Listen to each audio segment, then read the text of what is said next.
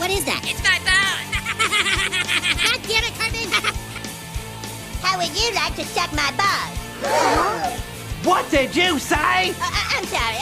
Actually, what I said was... How would you like to suck my balls, Mr. Garrison?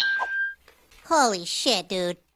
Ladies and gentlemen, welcome back to another edition of Check My Bows, right here on the litany of freaking networks, Hami Media Groups, HamiMediaGroup.podbean.com, as well as syndicated on all podcast outlets, RatSaladReview.com, and of course, the R&R Podcast Network. Yes, we are everywhere and anywhere that you can download a podcast. We're also available on YouTube, which if you're watching this, you can see our smiling faces today as we are here for episode number 56, as we get into another edition here of South Park from season 4.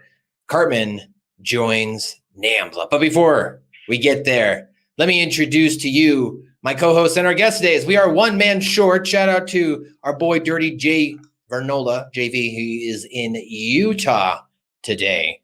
He will be filming a set of 4 television tapings for Devotion Championship Wrestling. So you'll be able to check that out later on down the line on twitch.tv/DCW or Devotion Championship Wrestling. Follow them on Twitter as well. And give a shout out to Vince Russo. Tell him Joe Vernola's the bomb, as they work together. So, and we're affiliated with them. So tell Vince Russo you're a big fan of Joe Vernola. But I digress. Ladies and gentlemen, my best friend, my cohort, my guest, my co-host, my man, my main man, a man who would be who's gonna, if I ever did get married, which I really don't want to get married, would be my groomsman. Ladies and gentlemen, Tammer. Jackson.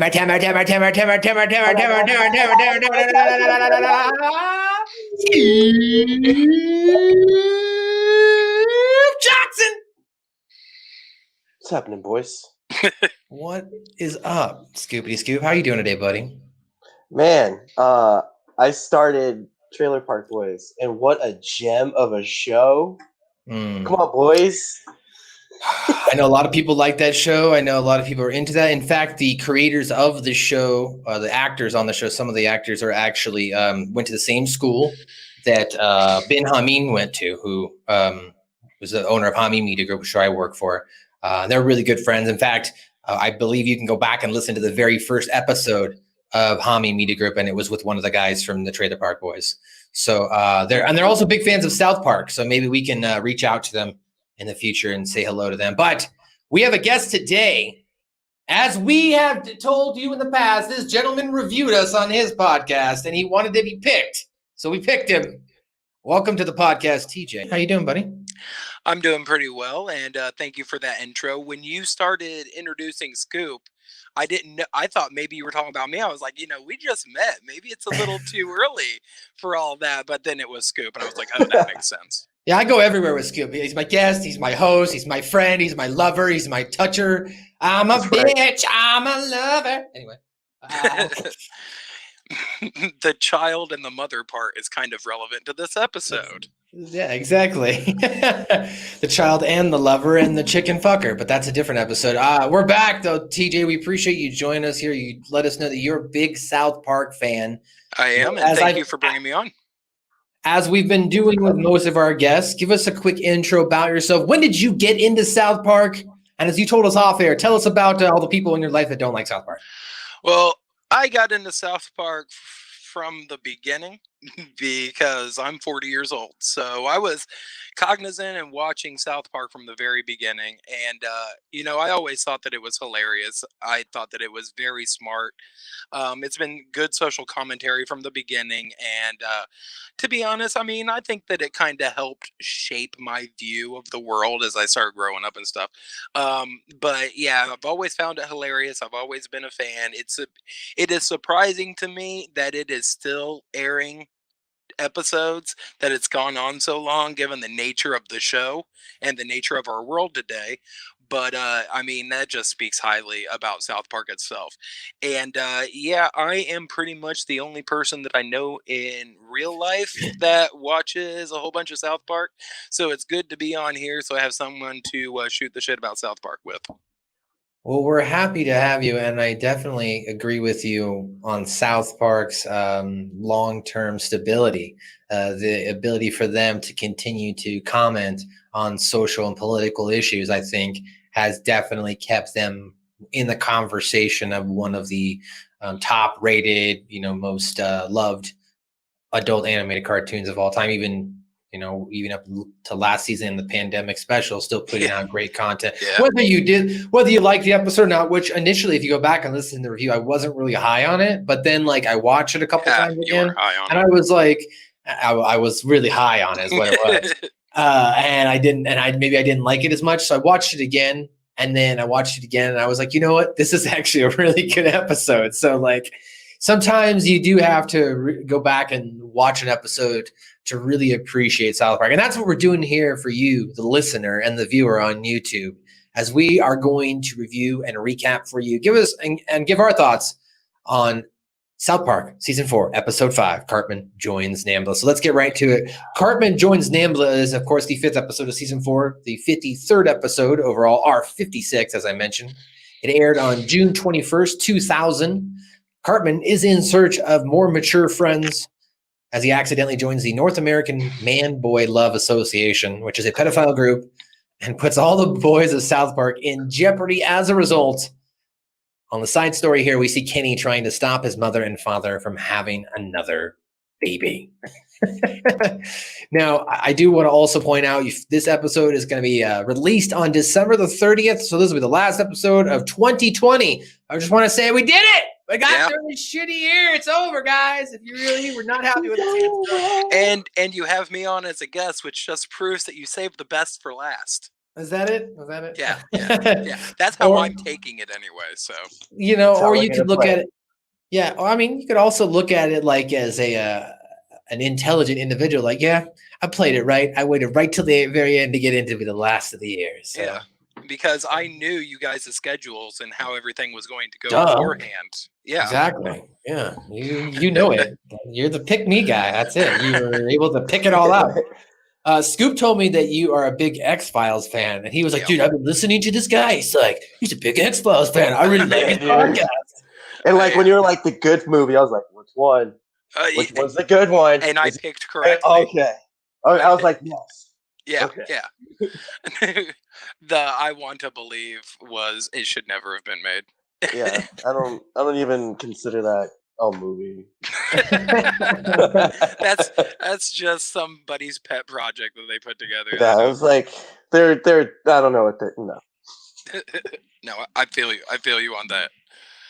Well, yes, if you want to check out the Pick Me podcast, go check out that, guys, as well. You can also check out our sponsors. Go to Russo's Coffee at thebroasters.com and pick up yourself a Russo Bro coffee. Use the code 5LB and you'll get a discount off your 5-pound bag of coffee, as well as you can also check out ZordosOliveOil.com. Zordos Olive Oil, bringing you the finest artisan Greek olive oil. It's brought and imported right from the fields of Greece, right to New York, where it's packaged and shipped to you worldwide. So pick up your bottle of ZordosOliveOil.com. It's the best thing you're going to eat all year by using that oil. Anyway, let's get back to the episode now, guys. Cartman wants to hang out with some older males. Is basically the crutch of this story. How it starts is he's gotten too mature for his friends. Yeah, he's too mature. Well, he wants friends that know more about politics and stuff. Well, it all starts with them playing a board game, Bill Curtis, and I was like, such a weird guy to be the front man for your game. And everybody Googles, who the hell is Bill Curtis? Bill Curtis. So they're playing this game back and forth, and Stan sends Cartman to jail, or it was either Kyle that sends Cartman to jail, and this angers Cartman, so he gives Kyle AIDS. I'm giving you AIDS. I'm giving you AIDS. I'm Bill Curtis. All right, Cartman, I'm gonna give you a jail time card. You lose a turn. Sweet. Oh, yeah? Well, I'm gonna give you AIDS. What? I just gave you AIDS. AIDS? Dude, that's not cool. Don't give Kyle AIDS. Kyle has AIDS and now loses 47 turns and 800 points. Kenny, your dad and I are thinking about having another baby. Wouldn't you like to have another brother or sister? No. You get AIDS. And what? Don't do that. Don't give him AIDS. Right. Interestingly enough, for those who do not know, Bill Curtis is an American television journalist, producer, narrator, and news anchor. He was also the host of a number of A&E crime and news documentary shows, including Investigative Reports, American Justice, and the Cold Case Files. Just in case you don't want to look that up, I'll do that for you. Oddly enough, his net worth is $15 million, and to this day, he is still alive. He is 80 years old. He is old. Very old man. So you keep calling yourself old, TJ. Right. Double the lifetime on you. I hope I live to see 80. Yeah, I mean, but at $15 million, see, that's how rich I want to be. You see what I'm saying? Like, people were like aspiring to be like crazy rich. I'm like, dude, if I could have $10-15 million by the time I'm 80, I'd be fucking so happy. Sitting back in an old, chilling. If I doubled all the money that I've earned to this point in my life, I still wouldn't have that much money. Well, you got to reach for the stars. This town ain't big enough for the two of us. There's a snake in my boot. Sorry, I'm just quoting Toy Story now. Cartman, after giving Kyle AIDS, starts arguing with the boys and exclaims to them that he feels he's too mature for them and then he's going to start hanging out with other people. So he goes home and he starts looking through back in the day, which is an interesting conversation to have right now, online chat rooms. He gets on an online chat room on the internet and stumbles upon the topic, men who like young boys. Now, interestingly enough, I mean, we're all from the 90s era as well. So we all, of course, use the AOL AIM boards and chat message boards, especially at the early onset of the internet. And what I find interesting is back in the day, I assume if you go like on like 4chan or 8chan or the dark web, you could probably find stuff like this, but it was very easily and abundant to find a chat room like this back in the late 90s, early 2000s. Yeah.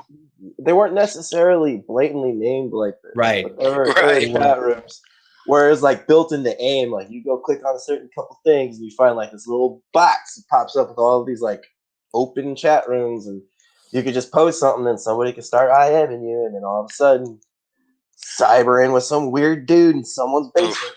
Oh yeah, I actually have real life terrible memories of this period in time. Me too. Interesting. I was home alone quite a bit in those times when AIM was pretty prevalent. So, and you did not spend your time making booby traps for potential burglars? No, that's a Home Alone joke, huh? It's I get it. I get it. I actually have the Home Alone beanie that he wears. So. I think that what I found interesting about chat rooms and whatnot is I tried to use it a little bit. But we didn't really have a good computer in the house until I was like 13 or 14.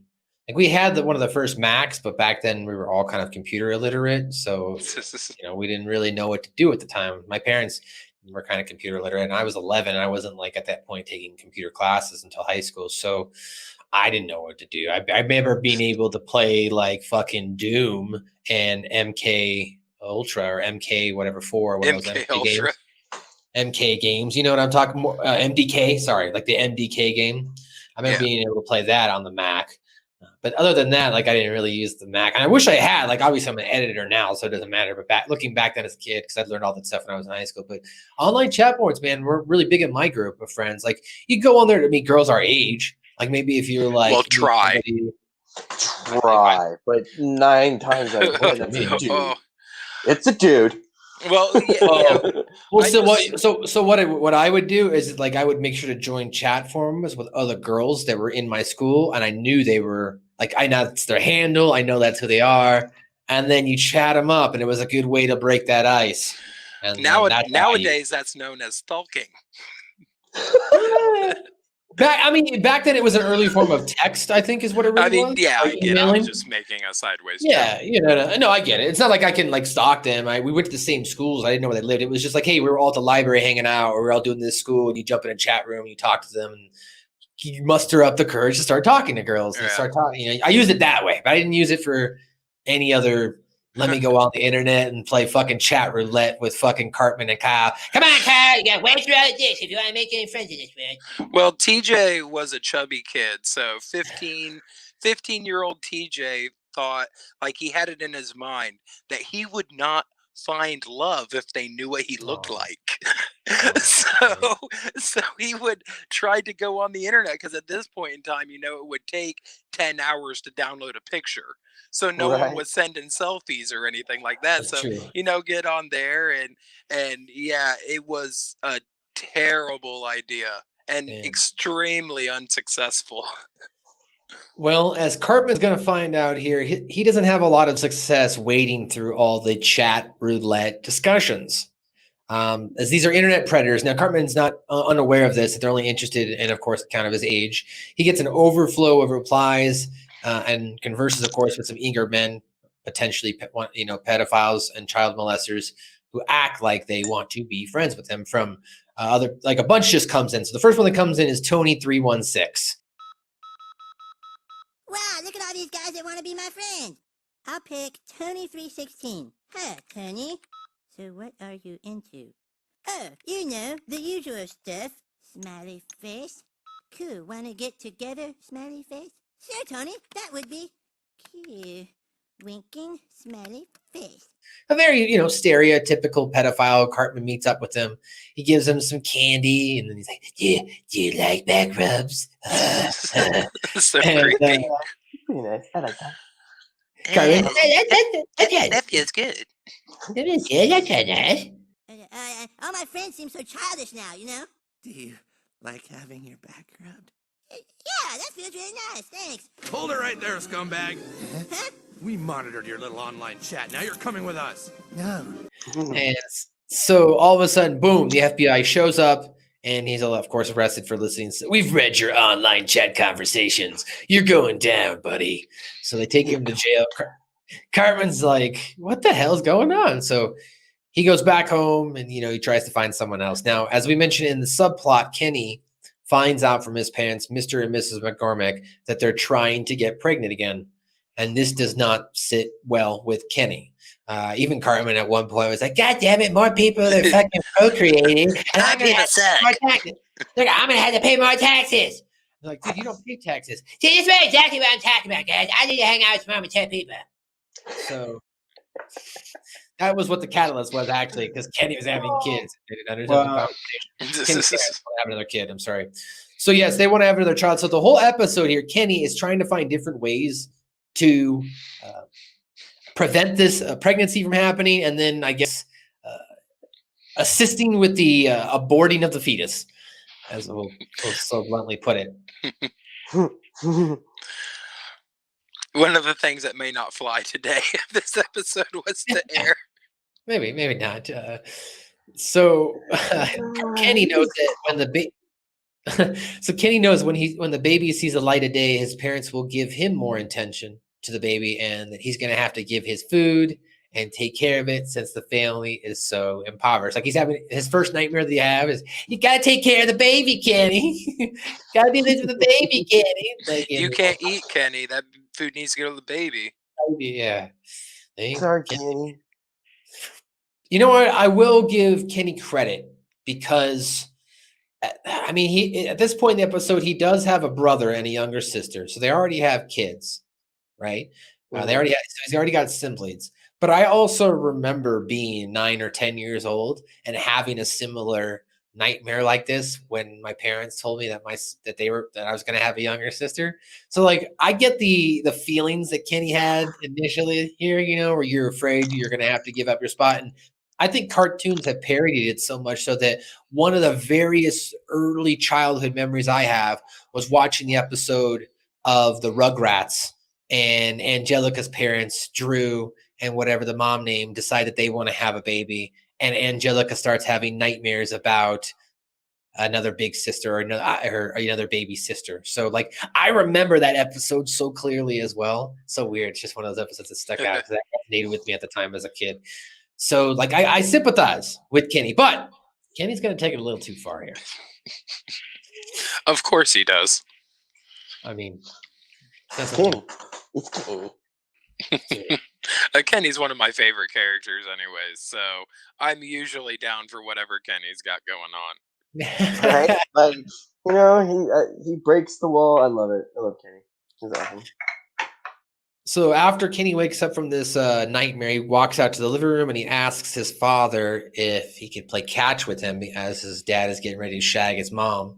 And his father agrees. So they go outside and Kenny deliberately throws the ball into Stuart's balls. Sack my bows. All right, here comes a pop fly. See if you can catch it. Good job. Now throw me one. Oh! What happened? Oh, he smacked me in the balls. Hard enough for him to fall down puking, hoping that it will deprive him of his fertility. and then Kenny goes, And goes inside. he's so happy. Yeah, he's gone.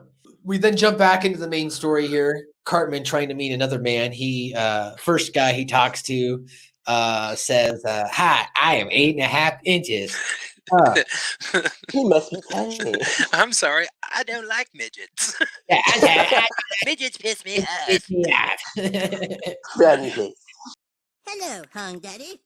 Huh, I'm 8.5 inches. Damn, dude, this guy's tiny. He must be a dwarf. Sorry, I'm not interested in being friends with midgets. Midgets piss me off. Frowny face. Fanny face. Frowny face. Oh yeah, I love how every time he's talking, when he puts emojis, he like emoticons, he like exactly what he's like. Happy face, clowny smile face, clowny head smile face. The funny thing is, when texting, of course, was the onset or AM back then, people were doing that, and those same people that did it then, who are texting or using it now, do it that same style now. Like, because I've sat next to my mom, where she, rather than saying smiley face, frowny face, she'll just be like smiley emoticon. And I'm just like, Oh yeah, they're the same people who send me business emails with emojis in them now. I love Hope you're sitting in doing my well office. during these trying times. these prices are going crazy. My God. Well, Cartman, he after hanging up on that one, he meets Mr. Hammerhead. And Mr. Hammerhead and him agree to meet up at the docks. Immediately, as he gets there, Cartman finds out. He goes, "Mr. Garrison, you want to be my friend? That's cool. We can hang out." And so, the one thing I don't appreciate. I mean, granted, I don't want them to be as I guess detailed, descriptive, but the FBI people show up and they're like, "We read your online conversations," and I'm like, I don't know, the conversation between Cartman and Mr. Garrison wasn't that bad, so it was like, why would that get him arrested? He could legitimately be like, "I was teaching Cartman a lesson as his teacher," you know what I mean? Like, That's why I'm here in a trench coat. right, exactly. It's part of the thing, obviously. But yes, we can go hang out and get some ice cream. Like that's what they should. But obviously, Garrison hanging out in chat rooms. As we talked about at the beginning of this season, TJ, this is episode 1 of the 3-part, I guess you might say, story arc of Garrison's coming out, which takes place over the course of like between 3 episodes, obviously. But Yeah. I call it, as what I tell Scoop, it's an arc within an arc, because there's also another subplot another story that comes up with Cartman and the church. Do the handicapped go to hell? And that's also where Garrison comes out. So it's an arc within an arc. They inception you this season. Anyway. He kind of hints at where it's going when he's in jail later. Yes, he does. He definitely does here. Because he gets arrested. The cops show up and they take him to jail. What do you mean? I'm not doing anything wrong. So now this young boy tried to force himself upon me. Garrison. Oh, He tried to turn it around. Victim blame. Did you see what that little kid was wearing? Mr. Garrison, Ha! Eric! you want to be my friend? Oh, crap! That's cool. We can hang out. What do you want to do first? Nothing. All right, scumbag, we got you. Hi, good thing you guys came. This little boy was trying to have his way with me. Nice try, buddy. We monitored your little online chat. Now you're coming with us. No! Shit. gosh. Oh, that's always bad. Bad on. I mean, good try from Garrison, but like I said, he should have gone with the teacher route. He should have just been like, I'm doing a sting operation, and I wanted to show Cartman that people can take advantage of you or something like that. You know what I mean? But he couldn't even like think that far ahead. So anyway, Cartman, though, now pissed, assumes that Stan and Kyle have been trying to sabotage his attempts at making new friends because, he's Of too course. naive to know what's really happening, obviously. So now, as you mentioned, at the police station, TJ, Mr. Garrison is in jail, and he's trying to plead his case to Officer Barbrady. And Officer Barbrady says, "I can't let you out unless the FBI says otherwise."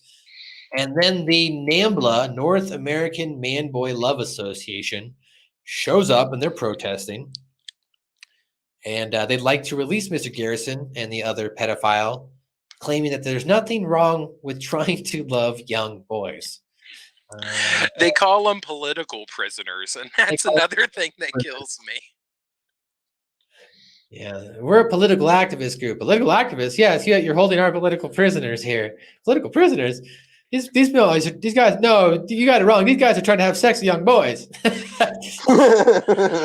I like how at the end of that scene, Barbrady says they've got activists for everything these days. I don't know who you are, but these men aren't going anywhere until I hear from the FBI. Hate mongerer! Hate mongerer! Hate mongerer! Okay, people, I think you better move along before I arrest more of you. All these men wanted was to love a young boy. There is nothing wrong with love. I did not want love from a young boy. I like men my own age. I like women. What did I say? Oh, God, I love titties. Yeah, it's kind of gross. Very true statement. Garrison also mentions, he goes, "I don't like young boys. I like men. Men. I like boobies. That's what, yeah. That's what, Boobies. I like women. What did I say?" right. So yes, Mr. Garrison's trying to cover his fact that he's bisexually he's bi-curious right now. I'm Butters, And I'm back here. and I'm bi-curious.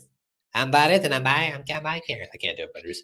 There was this person I saw in the South Park group that, she's a very attractive young lady, and she does the Butters impersonation. And people were liking this post, not because her Butters impression is good. I'm just gonna leave it there, okay? I'm not trying to be that guy, but I listened to it. I'm like, no, but I'm not gonna be an asshole and be like, dude, I think you're hot. That's why you have 500 likes, bro. Well, that's always the foot in the door, right? Is that it? Is to become an influencer, you have to be hot. Take your shirt off, and maybe if you took your shirt off, we could probably have more likes on our social media. Well, okay. I'm kidding. I'm sorry, Scoop's a mother fricker over here.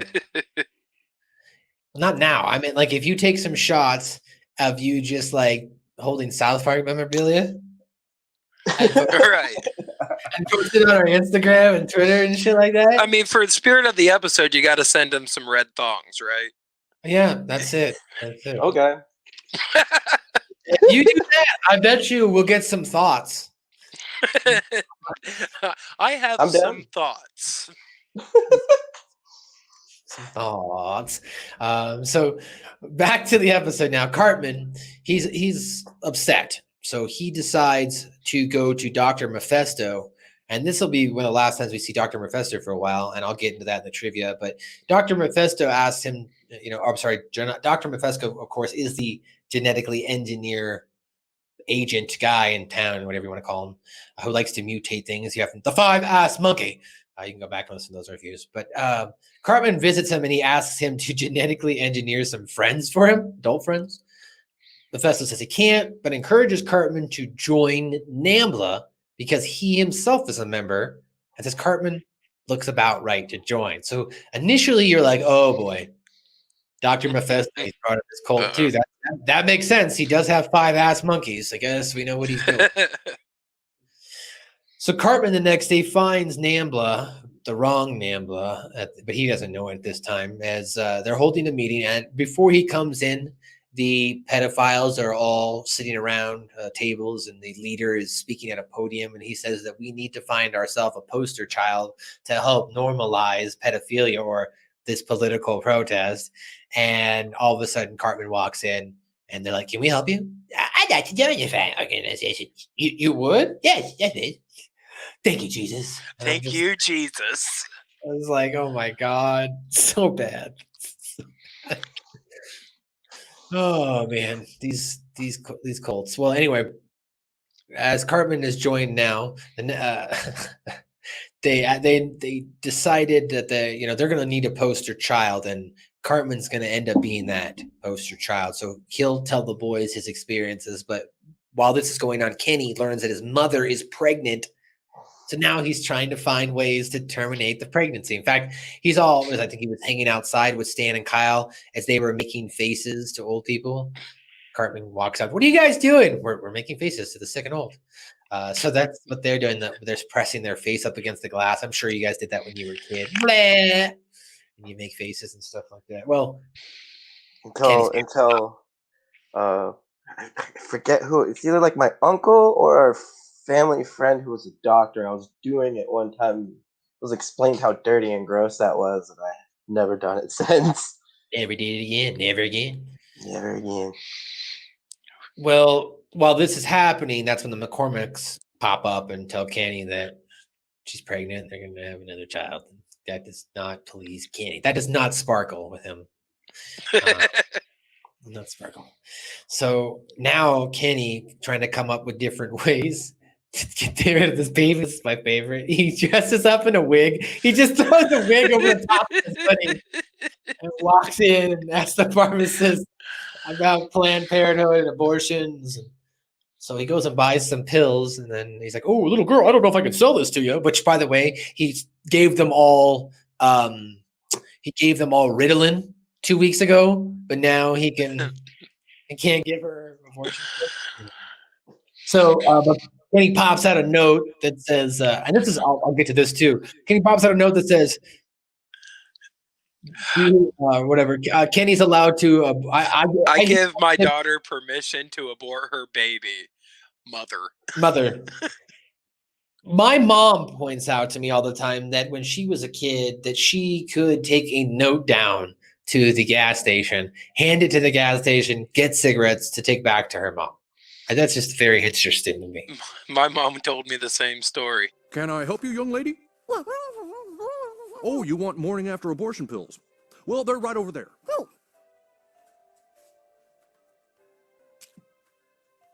I'm sorry, young lady, but I can't sell that to you without permission from your parents.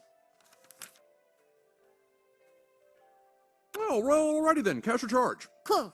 Yeah, my mom said that her mom would send her down with a list, like go down and get soda, cigarettes, coffee, and she would go down there and give a note with her mom's ID and then bring it back to her. I was like, damn.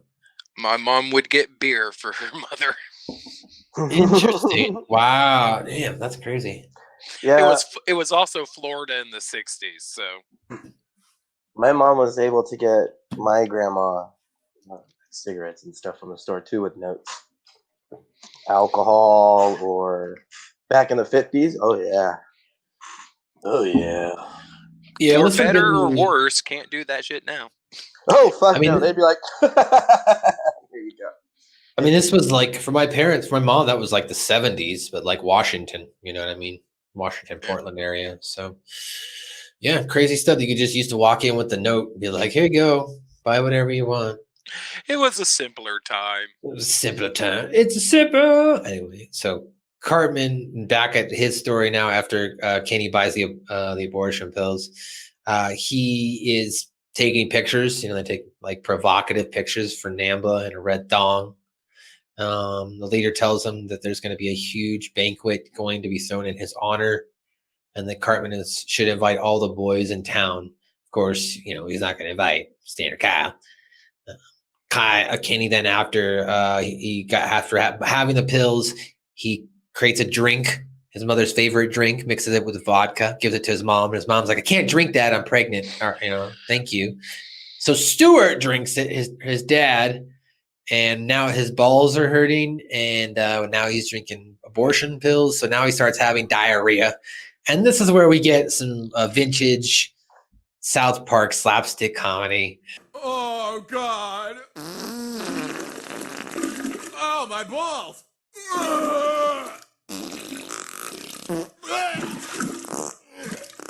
Oh, God. Where Stewart is, oh, my balls! Oh, my stomach! Oh, my stomach! Oh, And my he throws up. nose.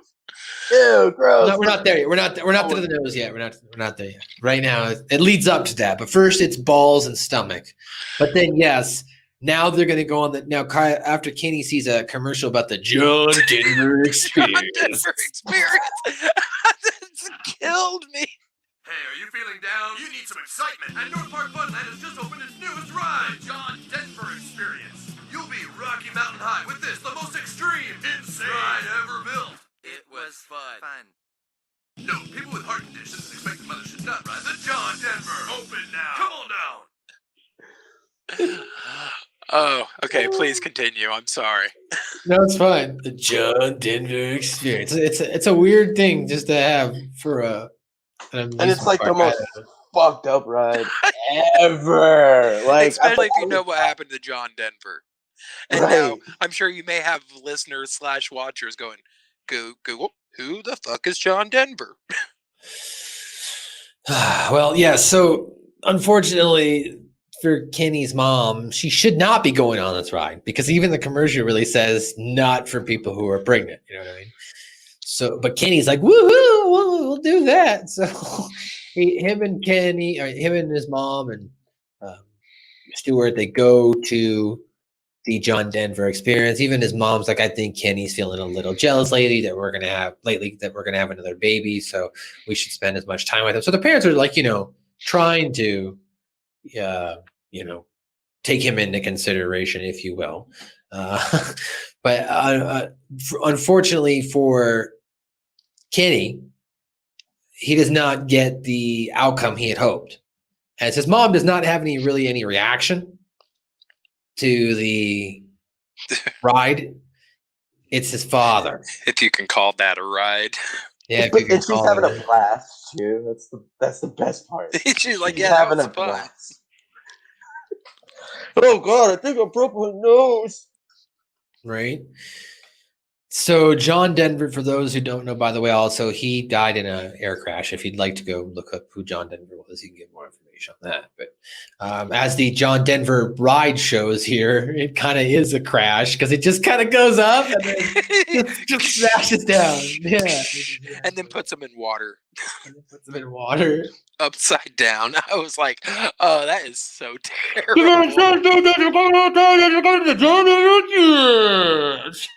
What do you say? What's this?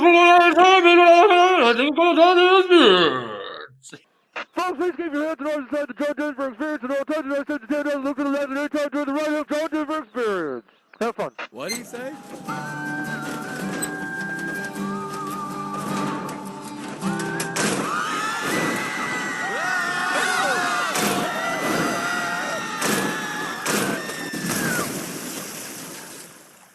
Folks, that's the time for the way out. Thanks for joining the John Denver experience. So yes, the John Denver experience gives Stuart a broken nose, as you pointed out, Scoop. And now, oh, my nose! Blood comes out. Oh, my stomach! Oh, my ass! Oh, shit. Oh, my nose! Oh, no! And even Kenny starts to get annoyed by this gag. He's like, It's one of several slapstick comedy scenes in this episode. Definitely. That was the cap of it, though. They don't really push it further than that, thankfully. Well, now Cartman, he goes off and he asks the rest of the town, his friends, about joining Nambla, but of course tells Stan and Kyle that they're not allowed to come. When Cartman leaves, Stan suggests to Kyle that maybe they should act more mature, and they decide to get into the organization too. Now, later that night, Kenny has a nightmare about the baby being born as a grotesque humanoid who kills the doctor, the nurse, and then finally Kenny himself, with ultimately his parents saying, "Oh my God, he killed Kenny. Bad baby." Real quick about this scene, doesn't the character that they used in Kenny's nightmare to represent his baby, doesn't that look a whole lot like what was born in the Woodland Critter Christmas episode? I was looking at it. I thought Kill that they like used the same character that they created for that, because it looks almost the exact same as in that Christmas Critter episode. Yeah, it definitely does. We haven't gotten there yet, but I think you're right. It definitely was the monster that they used. I was also going to say, what's the other one where Garrison makes love to the chicken, and then the chicken gets born, and then the chicken's like, kill me. Yeah. So that was more like, you can tell it looks like a half baby, half deformed with the beak face and shit. That's a little bit different. You're right. But yeah, this kind of looks like, I don't know. It's a very weird looking monster. You know what I mean? Right. Yeah. Scoop, did you have anything you wanted to add? No, I was just looking it up. Okay. Well, I just wanted to make sure that you were all in and that you weren't riddled out. You know what I mean? I want to make sure you got Riddled that. in. You riddled in? Okay. So after having this nightmare, Kenny wakes up, grabs a plunger, walks out to the living room. And his mom's like, "What are you doing, Kenny? What are you gonna plunger, Kenny? What are you gonna plunge, Kenny?" And then he starts chasing his mom around the house with Stuart, his father, following him. So the police raid now is happening as they are trying to stop Nambla. They jump into another meeting, and they got the wrong Nambla, as this group is the North American Marlon Brando lookalikes, not affiliated with the American Boil Association. Which Mephisto is actually a part of, and was the actual Nambla that he was inviting Cartman to when he went and saw Right. him. Right, and then that makes you think, I guess Cartman kind of does look like Marlon Brando. Yeah, I was just going to say, so is that supposed to mean that Cartman looks like Marlon Brando? You look like you'd fit in. Okay. Yeah, you'd look like you'd fit in. So Garrison, of course, he's also in attendance. He gets frustrated. Oh, crap, I'm at the wrong place. Digit. Fucking South Park. So apparently the Marlon Brando lookalikes have been fighting the pedophile organization for the rights over the name for years and the website. And they decided that they will join the police together and all stop the Nambla banquet that's happening right now. So they all get up and leave. Now, back at the banquet, the real banquet, or the pedophile banquet, all the boys have arrived, even so much so Stan and Kyle have been invited. Cartman's like, "Hey, how'd you get here? We weren't invited." "Oh, I guess I let anybody into this place now." Because I'll let anyone into Nambla. Yeah. Now, it's all young boys everywhere. Now, this is where we get some awkward scenes where they want to discuss their boys, so much so that one of them discusses Butters. It's so creepy. I found a little 8-year-old named Butters. He's a beautiful, bright little boy. Well, I sure am, I guess. And his skin is as soft as fresh linen. That seems kind of weird. Well, my skin is springtime soft, I suppose. Wonderful. And how about you, Mr. Harris? Well, I want to announce that I may have found the dream boy of the decade. He's sexy, sassy, and full of spunk. His name is Timmy. Timmy! He discusses his soft skin. And then when they get to Timmy, he's like, "Timmy's the best." Timmy! And then he's like, Timmy? I think Timmy's, as we discussed last week on Timmy 2000, all the Timmy's faculties are there. They're just not connected, everything to where he can express himself. Right there, you knew Timmy was like, Timmy knew what the fuck was going down. Look, Timmy's been on the road, okay? He's been an international superstar by this point. Timmy's seen some shit. Timmy's seen some shit. Okay, Timmy's not stupid, all right? I'm sure if a guy in Hollywood asks an Osmo robot, are you a sexual robot? I'm sure Timmy has been asked while he's been out and about. I'm just saying, foreshadow there. Osmo, I am Osmo. So when the boys now are dancing with these guys, or some of them are dancing, Stan and Kyle don't dance, but the boys, they start dancing with the boys in the dark, and then they eventually decide to go up to their rooms. Still, the boys don't understand what's going on, right? And now they're finally at the hotel room, and they go inside with each adult, and moments later run back out yelling, "I think these guys are trying to have sexual relations with us." I think so too. So soon the police and the other Nambla arrive, start chasing the naked pedophiles around, and this kind of turns into what do you want to call it? Monty Python style, BBC. Running in and out of doors. Timmy going across the screen. Like it's like the that style. That you know, Benny Hill. Benny Hill style. Yeah. There you go. That's the word I was looking for. Definitely with very slapstick. With but they have got their own song. The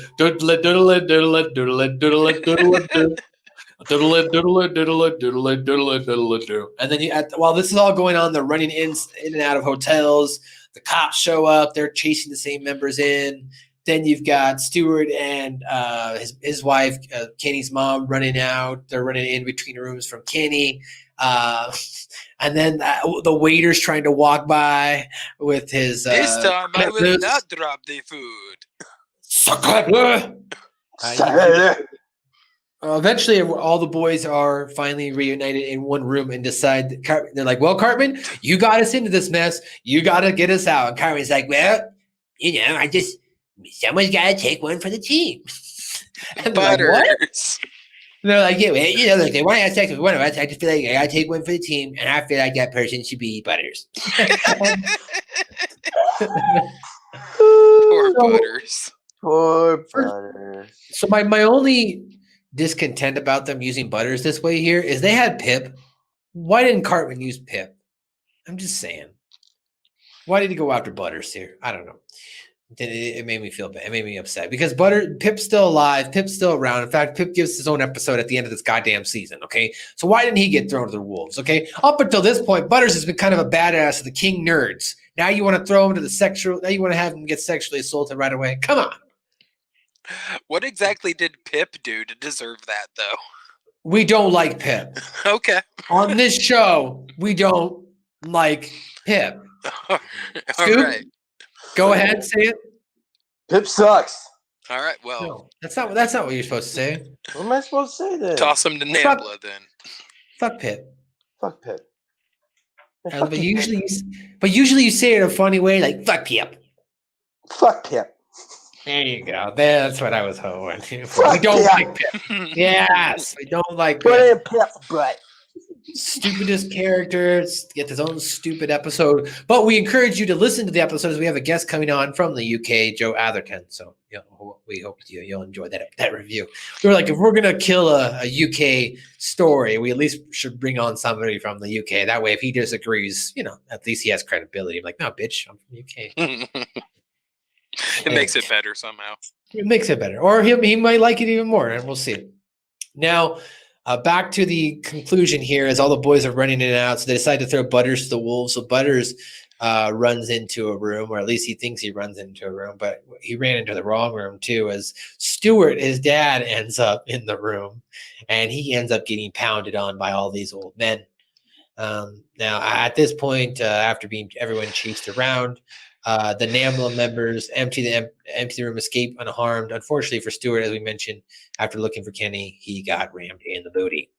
Now all the Nambla guys, the pedophiles, they're all arrested. So in the end, Stewart has to be hospitalized because of his injuries he received during the anal sex orgy. The leader then tries to give one of those impassioned "I learned something here today" speeches. You see, I learned something here today. You persecute us for our beliefs and who we are. No, we can't. Hold on. You persecute us for our beliefs and who we are, but we can't control the way we're born. It's not our fault. Blah, blah, blah. So if you can't agree with us, or if you don't like it, then I guess you can just put us away. And then everyone, it looks like the cops in the town are about to, change their mind and be sympathetic. And then Kyle's like, "Dude, you have sex with children." Yeah, some of us are born that way. We can't help the way we are. But dude, you have sex with children. And Stan's like, "Yeah, dude, yeah, we're all for equality." And again, we talked about this all off air, this would not fly if I saying this in 2021, as we now are entering that here. We're all for equality and all that gay stuff, but you know, you're fucked up. You're a piece of shit. Essentially, you're disgusting. And they took him away. You're going downtown for a long time. So they took the Nambla guys away. Cartman decides that at this point, they're like, well, Cartman, they're like, well, don't you think you owe us an apology and all the kids an apology for getting us in this situation? I'm sorry, you guys. Do you think you still need mature friends? No, I think I'm good for now. I think I can wait for you guys to mature. Just take it down. And then Kenny gets backed over by a truck and he dies. The ambulance truck that was actually saving his father. Wait. Kenny dies in this episode? Yeah, crazy. Oh.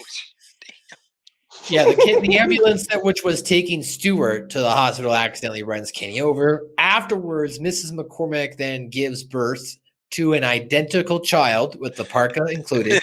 Comes out with the parka. I love that. Which they name Kenny.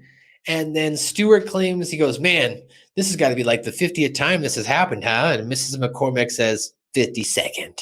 Gotta love that meta moment right there. Right?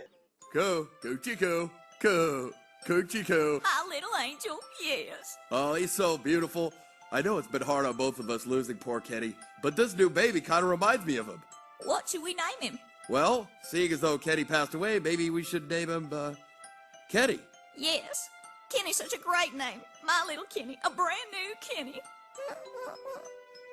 God, this must be the 50th time this has happened. 52nd. I love that. And by the way, for those who go back and have listened to all our episodes, we have pointed out there has been one episode, I believe it was either during the Christmas or Halloween episode. Kenny does not die. However, he dies in the movie. So that technically counts as the 52nd, the 52, just to give you actual analysis on statistics. But that was your full recap on the episode, guys, on the Suck My Balls 52nd episode here. Before we get into what did Kenny say, TJ, do you have any overall reaction of this episode, final thoughts before we get into here, this stuff? I do have thoughts. I have some notes of thoughts because all right, when I watched this episode, and it was actually last night, I sat down, I was like, I'm about to do this podcast. I better watch this episode. So the first thing that struck me was how frighteningly relevant it is to today's world, even though this came out in 2000. Like, from the very beginning, Cartman wants friends who, quote, know more about politics and stuff. He thinks that he is better and knows more than his friends because they don't agree with him. And then he alienates himself from his friends because they don't agree with him. And then when actual lawful action happens, like the people he's meeting with get arrested, he doesn't understand what's really going on and immediately thinks it must be some conspiracy against him. It is so relevant to what's going on in today's world. And then Nambla, they claim that they're discriminated against and claims their movement is all about love and freedom. The parallels to what is going on in today's world just kill me. And also one last thing that I thought, first off, I like how Cartman red pills Stan and Kyle. He basically just tells them, hey, this group is so cool. And Stan and Kyle, since they don't know anybody, are like, well, shit, we have to join this group too. So I like that little red pilling moment. And then the Marlon Brando Nambla getting pissed over the man boy love Nambla taking their name. That kind of reminds me of the Proud Boys versus Proud Boys thing that's going on right now. Right. So like a lot of parallels. A lot of people say that that the Simpsons predict the future. I think South Park predicts the future just by reframing things in different ways. I would even go so far as maybe not even predicting the future. I think a lot of times what happened is they tell you what's actually going on. It's just with the advancement of modern technology, more information has now come out. If we were still as maybe technologically dumb as we were maybe back in the 90s, as they called them, dumb phones, right? In the early 2000s, we made all this information about Scientology, sexual predators, Hollywood elites, sex trafficking, the mob, whatever it is. All that information wouldn't have come to a light as accelerated manner as that. I mean, all information is going to eventually come to light, but I mean, look at the gap as far as information distribution over the last just 20 years alone compared to the first 50 years, right? I mean, you can put something out and have something now in the palm of your hands, news within seconds. So like it's crazy. And you can pull your phone out and record everything. So if somebody is doing something wrong, you got it right then and there. It's on the internet within 30 seconds. So it's definitely changing times. But yes, all of that is still relevant today, even back then. But that's because they've got their hands on the pulse. These guys are in Hollywood, and it's like they're exposing Hollywood to the breadcrumbs to the storyline. So you kind of have to, look through weave through the bushes to find it. Well, and I think one of the things that keeps South Park relevant, because we were talking earlier off air about how crazy it is that they've managed to stay on the air for so long, given how offensive they can be taken, but it's because they will expose everyone or anything. They have no dog in any fight, so they're Right. just going to, this liberal person over here is saying some ridiculous stuff, and we're going to point it out. But hey, this conservative person over here is also saying ridiculous stuff. So I mean, that's why I think they get away with what they quote unquote get away with, because they're bringing everybody in on it. No, that's true. And not to deviate away from South Park, but I mean, we're talking about just Matt Stone, Trey Parker in general, the creators here. Have you guys checked out their new YouTube series, Sassy Justice? I've been I have meaning not. to. Okay, so it's a brand new web series that Matt Stone and Trey have put together, voiced by them. So you'll get some of the same South Park characters, but it's deep fake. So it's really well done. And the main character, Sassy Justice, is Donald Trump. So it's Donald Trump, but he's a news reporter. Sassy Justice. Sassy Justice. I'm gonna have to check that out. One of them, though, he interviews Al Gore, and they do the deep fake of Al Gore with the "I am so serial right now." Like they did it. It was great. I was like, awesome. Check out Sassy Justice. They put out a couple episodes, and then there's a lot of shorts that they've clipped. But Did you ever see what was that one damn movie? Did you ever see Orgasmo? yes, of course. Okay, I don't want to sound queer or nothing, but unicorns kick ass. That's I don't wanna still sound gotta queer be enough. one of my favorite movies. But I want to come home with you and make love to you tonight. I won't sound queer or nothing, but you got a nice ass. You got a nice ass. I fucking love that. And then Joe's favorite movie of all time, he's not here, shout out to Joe, is Basketball. So Love basketball. I was just about to bring that up. favorite movie all time by Matt Stone, Craig Barker. Yeah. I think it's a great movie. Brittany's mom's pubic hair. Great fake out, man. Another one.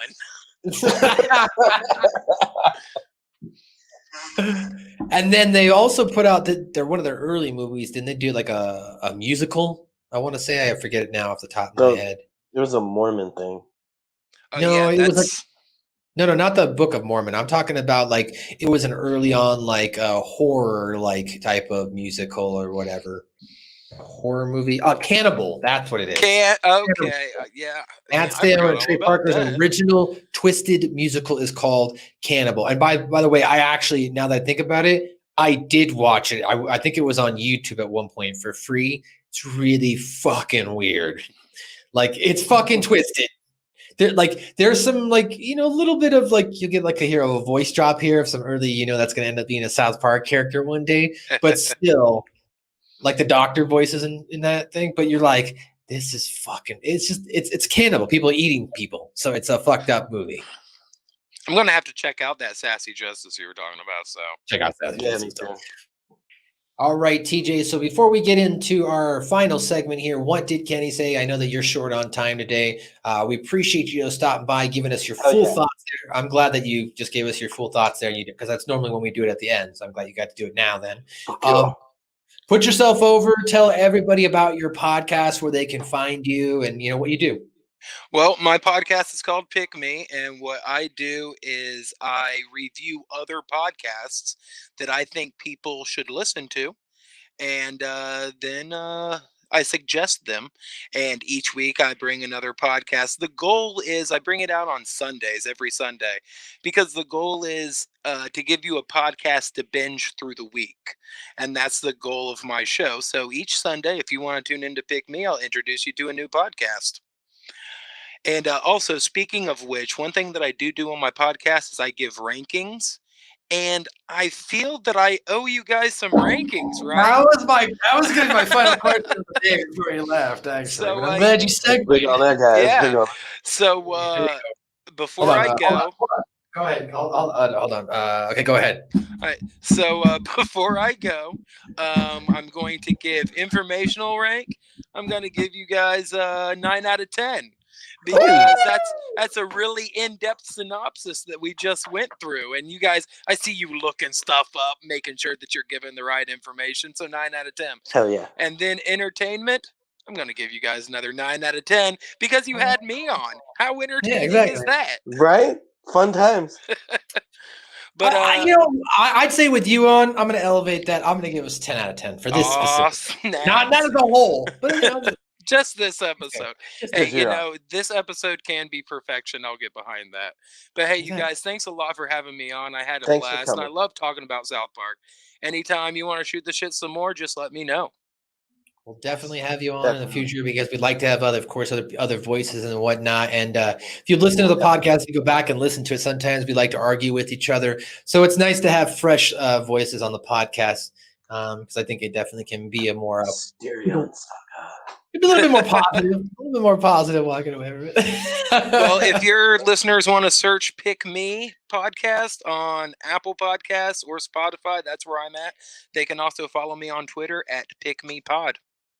All right. Well, thanks for stopping by, TJ. We appreciate it. Thanks for coming. Thanks a lot. Talk to you guys later, all right? Later.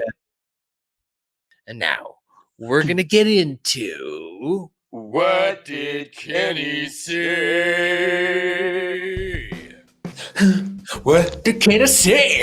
What did Kenny say? That's right. It's just me and Scoop, the old crew, back together again. The dynamic duo. Once again. Another edition. What did Kenny say? Right here. Suck My Balls podcast. That's right. It's What Did Kenny Say? If you've never listened to this podcast and don't understand what's going on, we're going to tell you exactly what Kenny said. That's exactly what the name of the segment is. So it starts off with Mrs. McCormack early in the episode saying, Kenny, your dad and I are thinking about having another baby. Wouldn't you like to have another brother or sister? No, says Kenny, very earnestly, because, he didn't want to have another brother or sister. After this, now we're at Kenny's house, early morning. Kenny is tossing in bed. Of course, apparently in his nightmare, his dreams are shown, and each a parent carries a baby. And as we mentioned before, the mom says, you can't eat candy. We have to save food for the baby. And the dad says, your mom and I are going out for a few weeks. Kenny, take care of the baby. Mom says, Kenny, you have to change the baby's diaper. Dad says, you have to share your room with the baby. The baby, the baby, the baby. And then Kenny screams, waking up. Ah! Runs out to his living room and says, Dad, I want to play catch. Stuart says, I'll play catch with you later, son. And Kenny says, but I want to play now. McCormick says, go ahead, we can make love afterwards. And then after they're outside, Stuart says, well, all right, here comes a pop fly. See if you can catch it. Now throw it back. Or good job. Now throw it back to me. So Kenny picks the ball, and he takes the ball out of the glove, looks at it in anger, and shoots it straight for his father's groin. And then the Stuart doubles over in pain, covers his crotch, yelling, oof, oh, my balls. And then Mrs. McCormack runs out and goes, what happened? And Stuart says, oh, he smacked me right in the balls. And then Kenny's like, woohoo! He runs off. Later on, Mrs. McCormack says, well, Kenny, the doctor confirmed it. I'm pregnant. You're going to have a little brother or sister.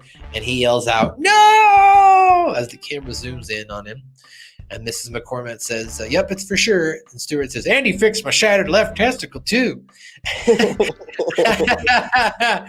Got him. Got him. And Mrs. McCormack's like, don't be out too late, Kenny. We need to start moving stuff out of your room. And Kenny's like, God damn it, thinking it's already starting. Kyle's like, wow, your mom's pregnant, Kenny? And Stan's like, yeah, now what are you going to do? And Kenny's like, I don't know, but I got to think of something. And as we mentioned, then he went to the pharmacist wearing the wig. And the pharmacist says, can I help you, young lady? And Kenny's like, yes, I'm looking for a morning after abortion. And the pharmacist is like, oh, you want some morning after abortion pills? Well, they're right over here. Kenny's like, well, thanks. And he walks over and he sees morning after abortion pills, baby be gone, get it out of me, fetus flusher, no more super size. But he ends up taking the pregnant no more pills to the pharmacist. And as we mentioned, he gave the letter that says, I here give my daughter permission to abort her baby. And then he's like, how are you going to be paying? He's like, cash.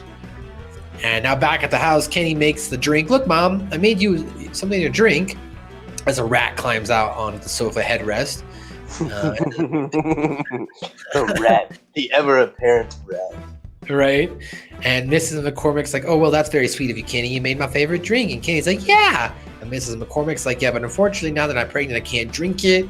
Kenny's like, what? Stuart's like, well, I can still drink it. And Kenny's like, no, Dad. Stuart drinks it. And then, of course, it makes his upset stomach. So he runs into the bathroom. Kenny's like, uh-oh. He's like, oh, and I crap my pants. So he starts crapping his pants. Oh, my balls! And he turns around and vomits. Now the next day, Kenny's house, he's asleep in the room. Another nightmare appears, as we mentioned. We talked about the baby. Kenny's line in this one was he just said, ew. And then later on, Kenny says, after he wakes up, he sits up, he realizes that he's had enough and says, that does it. And he jumps off the bed, goes to the bathroom, grabs the plunger, leaves the restroom, walks out to Mrs. McCormack, and rushes her out of the plunger by saying, ah! And that was Kenny's final line in the episode. And that's what Kenny said.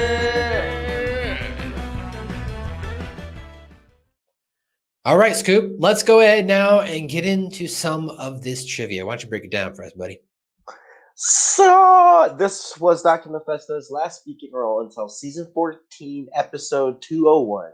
Since this episode, he had only appeared as a background character. Trey Parker later commented that by this point, he and Matt Stone simply didn't find the character funny anymore, and that in retrospect, they should have made a member of the real Nambla and written him out permanently in this episode. Huh. Interesting. Well, 201, by the way, is a banned episode, so it's going to be hard for you to find it and watch it, but we will be reviewing it when we get there that day. So, yeah. This is the first episode to feature original music by Scott Nicholly and Jamie Dunlop, who would later go on to produce original music for season 5 and onwards. A picture of Cartman with Bill Clinton is seen hanging above Cartman's computer. Whoa, that's dope. I didn't catch that. The Get It Out of Me brand abortion pills, ironically, had the picture of conservative Phyllis Schafley. It's kind of like how there's no C in my name, but people always want to call it Schaefer. It's like Schafley, kind of like that. Or Shafley, maybe that's how she pronounces it. I don't know. Who opposed abortion rights and fought against the Equal Rights Amendment in 1970s. The John Denver experience ride is a reference to the death of John Denver in a tragic plane crash. Cartman's username is Big Boned, a reference to his belief that he is not fat but big boned. Fun fact: if you're obese or overweight, you typically have thinner bones than somebody who uses resistance training and all sorts of stuff, because they have denser, thicker bones to support the weight of the new muscle and everything. So. Scoop's a personal trainer. He knows what he's talking about. And by the way, I just think it's funny that that's his online handle name, Big Boned, and then he walked into a Men Who Love Young Boys chat room. Big Bone, baby. The restaurant that appears when Cartman sees Tony 316 is the same as the one seen in Tom's rhinoplasty when Stan has dinner with Miss Ellen. This was the first episode in 2000 season 4 not to have 2000 in the name. So this is what it ends. Okay. The song playing during the chase scene is Page de Rocher by Yves Montand. Where is Joe when we need him to read the fancy shit? Like, he knocked it out of the park on the Italian shit when he was talking about all the Patrie del Patrie del Contraire or Contraire de Partre. I can't even say it correctly. He fucking kills it here with the Page de fucking Quatre. Page de Quatre by Yves Montand. Put it in your bed. Diddle it, diddle it, diddle it, diddle it, diddle it, diddle it, diddle. And of course, as I mentioned, and even TJ pointed out, the Benny Hill show. So there you go. Go ahead. Sorry. The chase scene is styled after Benny Hill show, a risque comedy from the 70s. The music playing during the North Park Funland commercial is the same music from the commercials for Wild Wacky Action Bike and Alabama Man. Wild Alabama Man! Wild Wacky Action Bike, so much fun! Alabama Man! And as you're going to read there, it's from the season 3 episode Chimp Pokemon, which you can go back and check out our review with our boy Gerard Del Cruz. Cartman was the model before in the episode Roger Ebert should lay off the fatty foods. The website name that the two Namblas fight over in the episode is Nambla.com, but the real Nambla has Nambla.org as their site. After Cartman begins typing on the Manboy chat site, on the ensuing responses when showed, some responses can read, some including, "This is gay, tits, help me, and get a life." Oh, fuck! That's awesome. Aside from this episode, Hold on, before we move on. Do you think that his one student from school, this is gay, was in there? Oh, this is gay. Got him! Sorry, go ahead. Aside from the episode, you were saying pedophilia was what?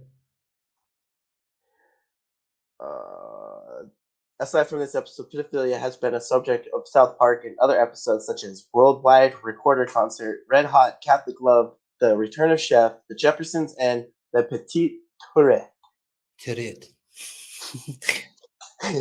The door chase scene is a Scooby-Doo reference. When chatting with Hung Daddy, Cartman interprets 8.5 inches for the height instead of its true meaning penis size, which makes him think that the man is a door. That dude's probably just sitting there like, huh?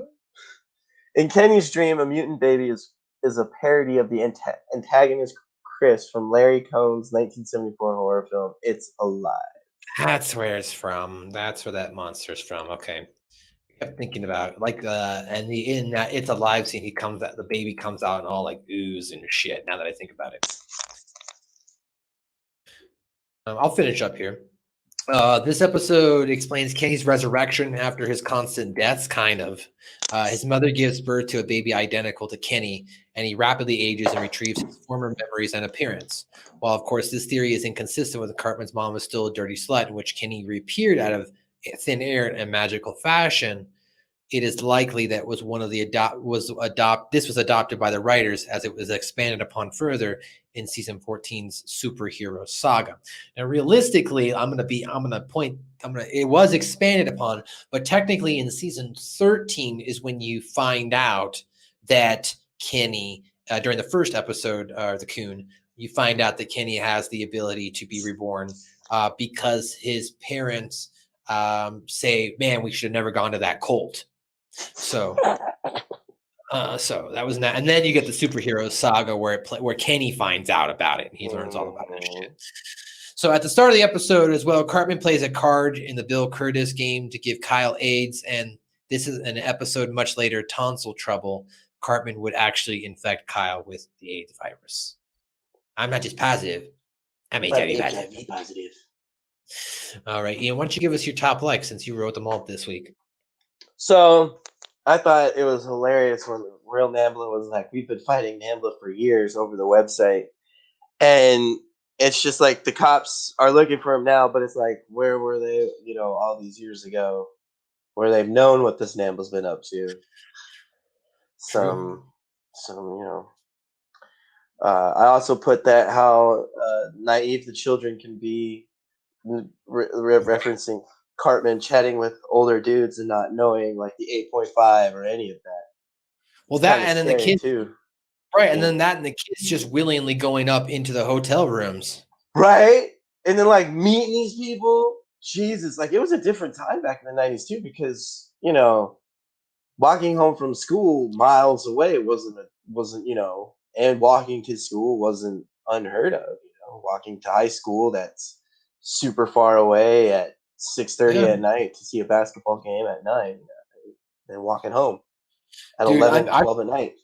I've told this story before. Like when I was in the 5th, 6th grade, my parents gave me a pager, and I would just go out and they'd page me when it was time to come home. Like, you know what I mean? It wasn't a big deal. But you were talking about, the sexual proclivity here and the naivety, if you will, of the children. It even lends further into Butter's character and his development, because as he continues on, whether it's the bi-curious episode or seeing his dad go to bathhouses, right? What in the butt? He gets to a point when even in the imagination land, they're about to get on the balloon, and he's like, "You're not gonna put stuff in our butt, are you?" Because Butters has been through all this shit now, and they were going to willingly give him up to the sexual predators here. Right. Yep. Poor Butters. Oh, Butters. Everyone knows that's Butters. That's him. Of course, you put Cartman thinking how mature he's become just talking to older men who like young boys. Poor Cartman, like he has no clue. No. You actually put here, which we mentioned in the episode, the accurate number of Kenny's rebirths / deaths. And as we did point out, he did not die in one of the Halloween episodes, but he did die in the movie. So they were still accurately correct when saying he had died 52 times. Right. I thought that was a nice. I love how there's continuity, but there's not. It's like, right. It's awesome. And then the last thing you liked was Kenny trying to stop his parents from getting pregnant.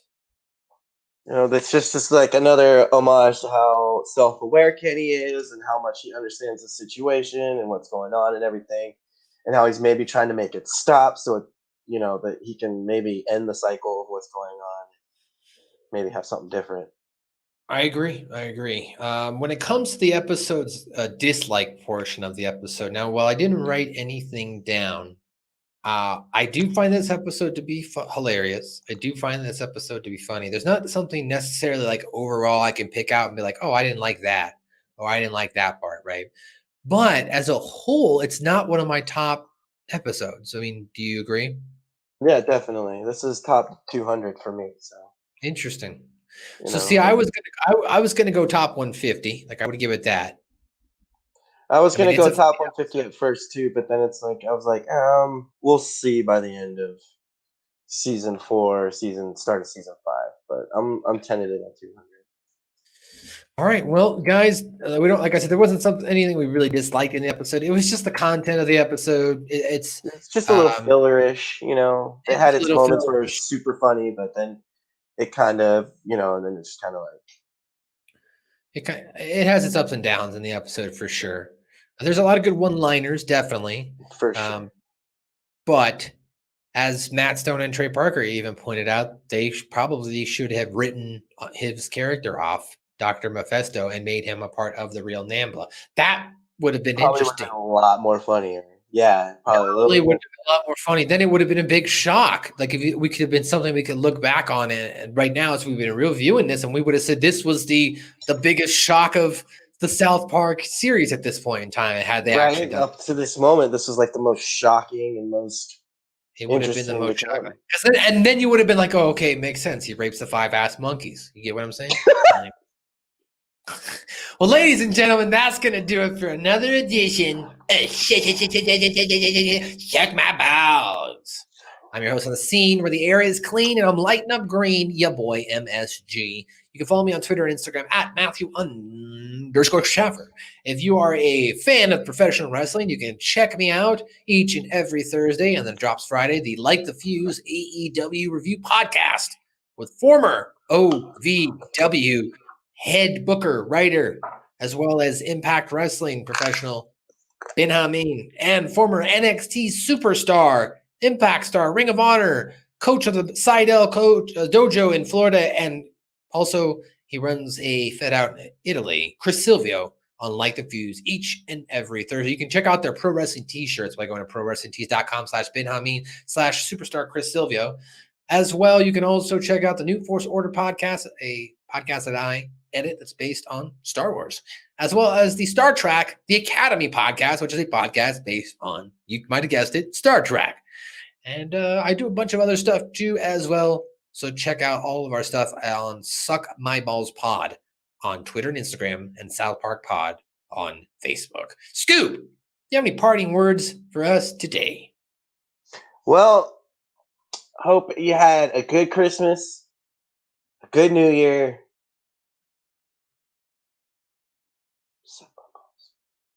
Yep. Hope you had a good Christmas. And if you're listening to this 1 or 2 days before, I hope your New Year's night is great. If you're listening to it that weekend, we do hope that you had a great New Year's Eve and you're ready to take on 2021.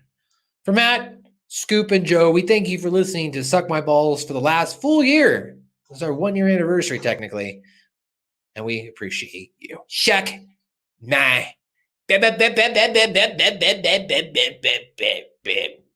bells.